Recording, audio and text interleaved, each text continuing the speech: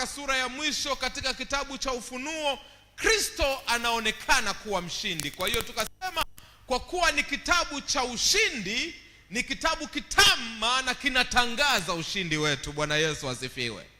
Leo tunaangalia kitabu sasa cha Ufunuo, tunaanza sura ya pili. Tunapoanza sura ya pili ya kitabu cha Ufunuo, tunaanza kuyatazama makanisa 7 ya kitabu cha Ufunuo. Kwa hiyo sura ya pili na sura ya 3 ni makanisa 7 ya kitabu cha Ufunuo. Na Kristo ndiye anayeongea na makanisa haya. Norbert, kwa wale ambao tuna Biblia zenye red prints, nikisema red prints mnanielewa? Biblia ambazo zina maandishi mekundu, ikiashiria kwamba ni Kristo ndiye aliyeyaongea maandishi hayo. Wale kwenye hizo Biblia utagundua ya kwamba sura ya pili na sura ya 3, makanisa 7 yanapoongelewa yanaandikwa kwa maandishi mekundu, ikimaanisha kwamba hizi ni jumbe kutoka kwa Yesu Kristo kwenda kwa makanisa yake. Haleluya. Kwa hiyo Kristo ndiye anayeongea na makanisa ya kitabu cha Ufunuo. Na kwenye jumbe za makanisa 7 ya kitabu cha Ufunuo kuna vitu 5 vinavyofanana. Kuna vitu 5 ambavyo vinafanana kwenye haya makanisa 7. Yesu anapoongea nayo, kuna jumbe ambazo zinafanana kuanzia kanisa la kwanza mpaka kanisa la 7. Jambo la kwanza ambalo linaonekana, Yesu anaanza kwa kuyaambia haya makanisa ya kwamba anayajua.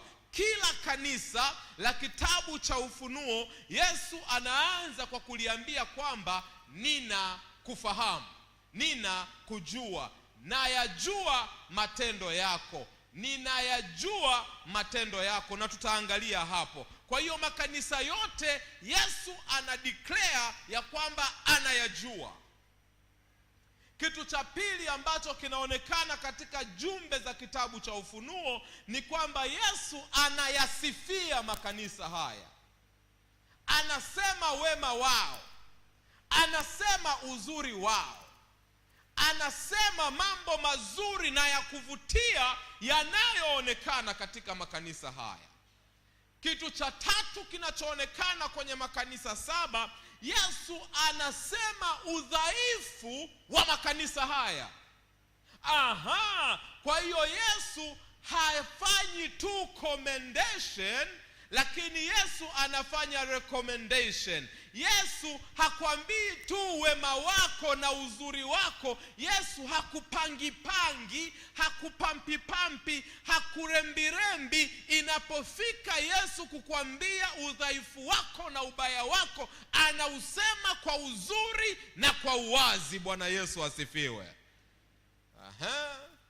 Kwa hiyo Yesu anasema madhaifu ya makanisa 7.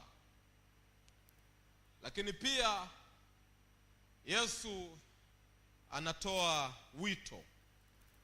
Kila kanisa linaambiwa yeye aliye na sikio na asikie neno ambalo Roho analiambia makanisa. Kwa hiyo kwa kila kanisa Yesu anatoa wito, anatoa ujumbe, anasema nakujua, anasema madhaifu yako, anakusifia, halafu akimaliza anakuambia kama una sikio sikia, maana Roho amenena na nini jamani? Na kanisa. Na jambo la mwisho linaloonekana katika makanisa ya kitabu cha Ufunuo, kila kanisa Yesu analipatia ahadi. Hamjanisikia wa Kristo? Narudia tena, kila kanisa Yesu analipatia ahadi. Hamjanielewa? Narudia tena, kila kanisa la kitabu cha Ufunuo lina ahadi yake. Na ndio maana tunawaambia watu wa Mungu, tunapoomba tusiombe kwa kubwabwaja tu midomo. Omba ukidai ahadi ambazo Mungu amekupatia. Be specific in your prayers. Umri umeenda, umevuka retirement, miaka imeenda na unataka kudai ahadi ya uzee, mwambie Mungu kama ulivyomwambia Daudi, na alikuwa kijana na sasa ni mzee, sijawahi kuona mwenye haki wala amekosa nini. Bwana Yesu asifiwe. Dai ahadi za Mungu.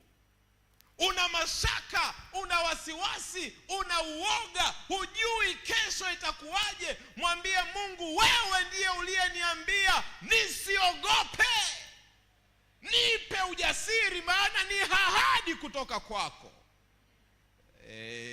Mnamsikia mchungaji wenu anachowaambia? Kila kanisa la kitabu cha Ufunuo Mungu amelipa ahadi. Na hata wewe kuna ahadi ambazo Mungu amekupatia, lakini kama hautazidai, halo,